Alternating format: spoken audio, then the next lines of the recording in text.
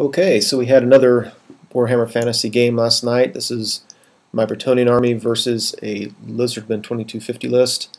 I tweaked my list slightly, outfitted my BSB and my general a little bit differently. Other than that, it's pretty much the same list I've been using. So, sorry, apologize for the blurry picture here. Several of them turned out kind of badly. But just to give you an overall feel for what the battlefield looked like and the battle lines, you can see the hill at the bottom, the forest at the top, there's a hill, there's a impassable in the top middle, and then on the top right there's a hill. On the bottom right there's a couple impassable terrains, but we'll see them a little bit better later. So the Lizzies, they start off on my left flank, his right flank, with a unit of cold ones with a Killy character in there. There's a Stegadon. Next, in the woods, there's a big unit of Saurus infantry. You'll notice when he moves that he's not hindered by the woods movement. He just kind of made a mistake putting him there, and we just felt like letting him move him out when he moved it without any penalty. So it's kind of a funny thing, but it's a friendly game. Anyway, then there's a bunch of skinks with Croxagors, his Slan, and at my far right he has a couple salamanders, big unit of Lizzie spearmen, and then another unit of the skinks and Croxagors. So as this was developing, my thoughts were, okay, on my right flank, this flank that we're looking at here coming in, I don't really want to engage those spearmen ever, really, and especially not to the front.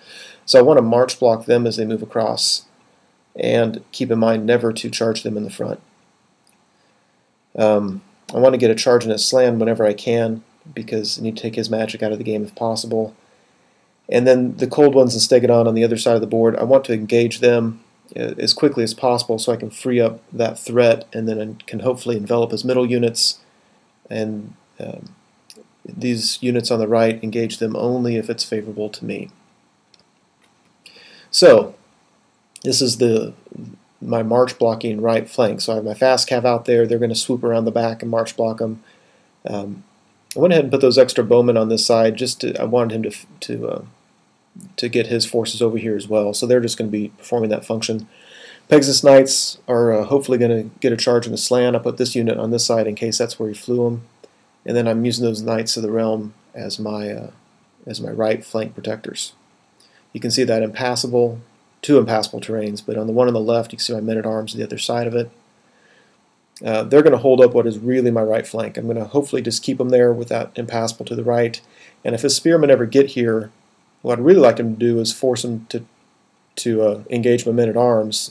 He'll beat me and they can flee, and then by the time they get to me and beat me and chase me and turn around, hopefully the game will be over. So I'm perfectly willing to sacrifice that unit just to take his spearmen out of the game. Anyway, then I have some bowmen. I have my other Pegasus Knights. They're, again, just keeping an eye open for his Slan. Got my General Monster Killer. His job is to take on that Stegadon. Got a big unit of Knights right there. Those are Knights Errant. They're facing to the left just to swing around those archers. Got my Trebuchet, big unit of Knights of the Realm. Archers on the hill.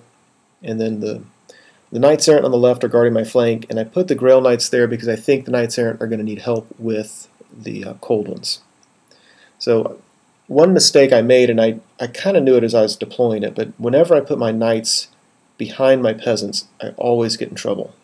And when deployment was done, I was looking at that thinking, great, I've done it again. But we'll see how that plays out. So turn one, he just moves up. There's another view of it. Really not a whole lot going on. He casts some magic. I don't remember what happened. It wasn't too awful devastating. One thing he did, after all my Dispel dice were gone, he pulled out the, I forgot what you call this guy, but this kind of tooled up character who has a bound spell that allows him to fly 20 inches, and he flew them into my Pegasus Knights on my right flank. And I've heard of that before. I've never really played Lizardmen. I think I played them once.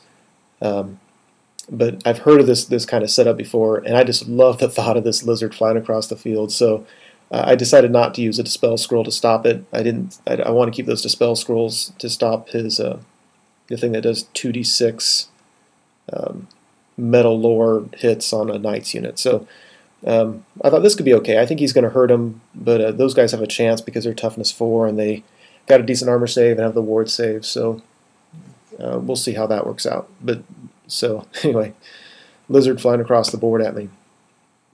You can see his magic spell. He did kill half of that unit of peasant bowmen, which is fine. My turn 1. You can see I take my fast cav, swoop them around. They're peppering that skink unit, and next turn I hope to get behind them and start doing some march blocking. You can see at the bottom I took that unit of... Okay, I didn't say this. During his combat phase he killed one of my Pegasus Knights, but I had outnumbers, so we ended up holding, and so I brought my second unit of Pegasus Knights to go kill that guy because there's no way my original unit's going to be able to handle it. So that's what you see, those Pegasus wings at the bottom. The other side of the board, I bring my bowmen up.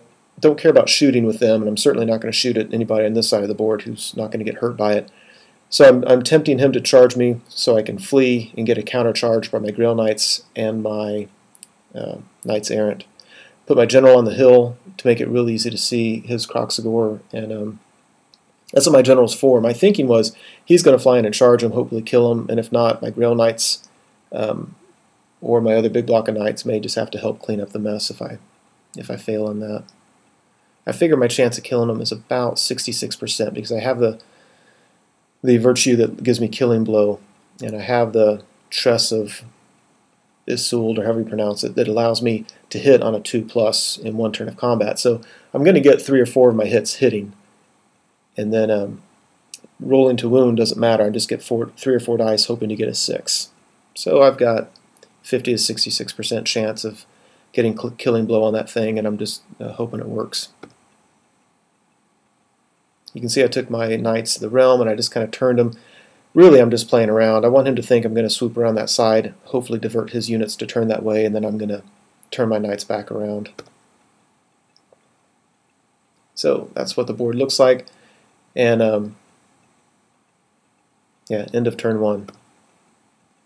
So the combat phase of turn 1, these stupid Pegasus Knights charge that lone Lizardman character and whiff all their attacks. They do nothing on them. And then I end up losing combat by 1, and then they fail the break, test, and run, and make those archers panic, and they run. Yeah, it's pansies. So I'm kind of in trouble on my right flank. Not in huge trouble, but I'm not. Now my Pegasus Knights over there aren't going to win it by themselves. These Pegasus Knights lost their ward save. They're blocking my big unit of Knights Errant. And so just a little bit of frustration with how that combat turned out. Lizard's turn 2. Sorry guys, apparently I forgot to take any photos, but they didn't do anything. They just moved up. They purposely didn't fall for my ploy of charging my archers with their cold ones. His magic, he gets a wound on my general, gets a wound on one of my big, one of the knights, then my big Knights of the Realm unit. So Brett's turn 2. Okay, so here's where I continue to make mistakes. I charge with my general. I leave my peasants right there, which is really stupid because if I lose combat and he chases me, his Stegodon's going to go into those units, and that's going to angle him right at my Knights on the hill. I could flee with it, and I don't know. There's just things that better I could have done. The Knights Errant, I went ahead and charged his cold ones. Had I done the math, I would have realized that I'd be lucky to get 1 or 2 wounds, and I'm probably going to lose that combat because I don't have a standard, and his guys are just tough as nails and have a couple attacks each, and their cold ones are certainly a lot better in combat than my horses. So I should have kept those Grail Knights in reserve to help out with that combat should I needed it, which was my original plan. So, yeah, major mistake right there. You can see on the other side of the board that or in the middle, my Pegasus Knights rallied, my Bowmen rallied. They're still just standing in my way, so I decided to go ahead and move those men-at-arms up a little bit, as I might rush them forward to help out with the combat with the 2 units on my left. My fast cav are now behind his Saurus Spearmen, so they're not going to be getting there in the next turn anyway. The good news is my lone Pegasus Knight, even though he's down to 1 wound left, he held, which was huge, because had he not held on Lizardmen turn 3, that guy would have been able to charge my Knights of the Realm, who are poorly positioned, of course. So on my turn 2,